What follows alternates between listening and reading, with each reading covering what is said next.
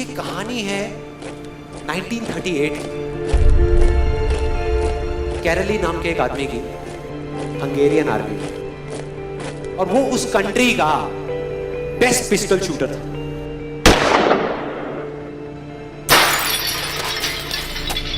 जितनी भी national championships हुई थी उस कंट्री में, उसको वो जीत चुका था।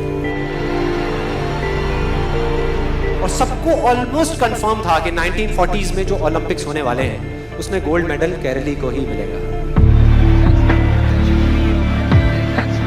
और उसने सालों से ट्रेनिंग करी थी।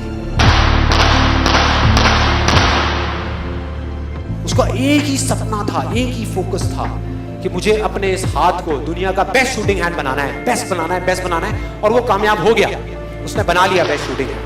सिर्फ 2 साल का फर्क था। 1938 में एक आर्मी का ट्रेनिंग कैंप चल रहा था। क्योंकि वो आर्मी में था तो एक एक्सीडेंट हो गया। उसके उसी हाथ में जिससे उसने गोल्ड मेडल जीतना था, उसमें एक हैंड ग्रेनेड फट गया और वो हाथ चला गया। जो उसका सपना था, जो फोकस था, सब खत्म।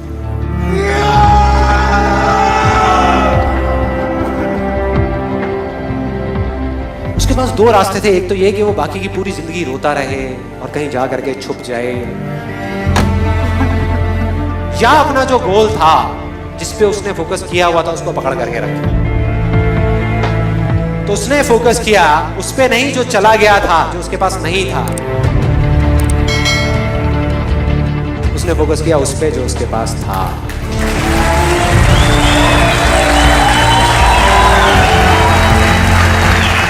जो उसके पास था।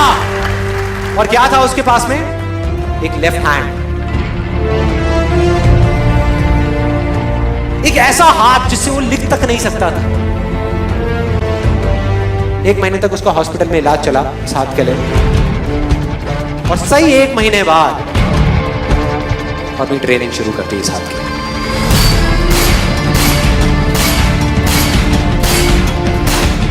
ट्रेनिंग के 1 साल बाद, मतलब कि 1939 में वो वापस आया।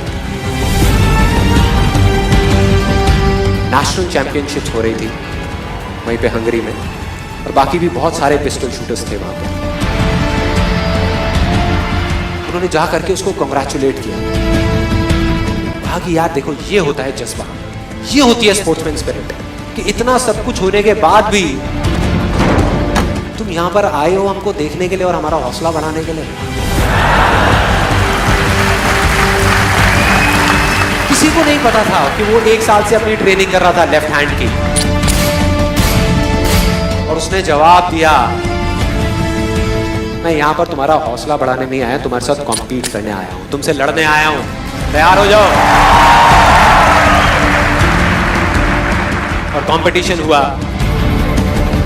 बाकी सब वहां पर जितने भी लोग थे वो कॉम्पीट कर रहे थे अपने बेस्ट हैंड से। ये कॉम्पीट कर रहा था अपने ओनली हैंड से,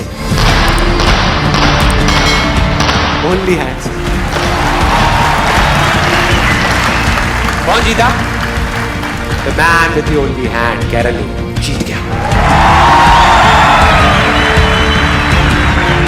लेकिन वो यहां नहीं रुका। उसका गोल क्लियर था कि मुझे इस हाथ को इस कंट्री का नहीं, इस पूरी दुनिया का बेस्ट शूटिंग हैंड बनाना है। उसने अपना सारा फोकस उठा करके डाला 1940 पे, जब ओलंपिक्स होने वाले थे। लेकिन 1940s के ओलंपिक्स कैंसिल हो गए वर्ल्ड वॉर की वजह से।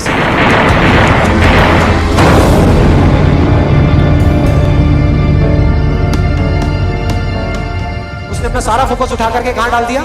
1944 में जो ओलंपिक्स होने वाले थे उसके ऊपर। और 1944 में जो ओलंपिक्स होने वाले थे वो भी कैंसिल हो गए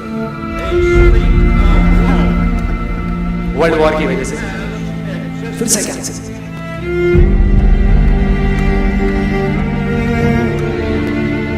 उसने अपना सारा फोकस उठा करके डाल दिया 1948 के ओलंपिक्स में। 1938 में उसकी एज थी 28 साल, 1948 में उसकी एज हो चुकी थी 38 इयर्स। और जो यंगर जो प्लेयर्स आते हैं निकल करके, उनसे कॉम्पीट करना मुश्किल होता चला जाता है। लेकिन मुश्किल नाम का ये वर्ड था ही नहीं उसकी डिक्शनरी में। वो गया, पूरे वर्ल्ड के बेस्ट शूटर्स आए हुए थे जो अपने बेस्ट हैंड से कॉम्पीट कर रहे थे, और ये अपने ओनली हैंड से कॉम्पीट कर रहा था।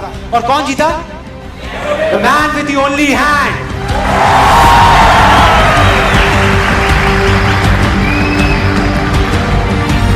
लेकिन वो तब भी नहीं रुका। 1952 ओलंपिक्स,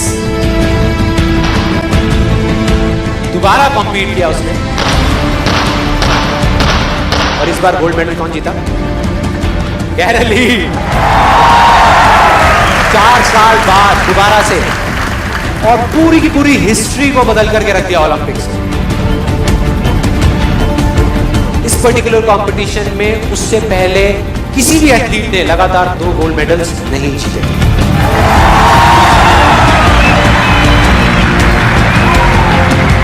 अब किसी भी लूजर के पास चले जाओ, उसके पास लिस्ट होगी बहानों की कि मैं इस वजह से फेल हुआ अपनी लाइफ में, इस वजह से मैं कुछ नहीं कर पाया। बहुत लंबी लिस्ट है। और दूसरी तरफ विनर के पास चले जाओ, उसके पास में 1000 वजह होगी वो ना करने की जो वो करना चाहता है, सिर्फ एक वजह होगी वो करने की जो वो करना चाहता है, और वो कर जाएगा।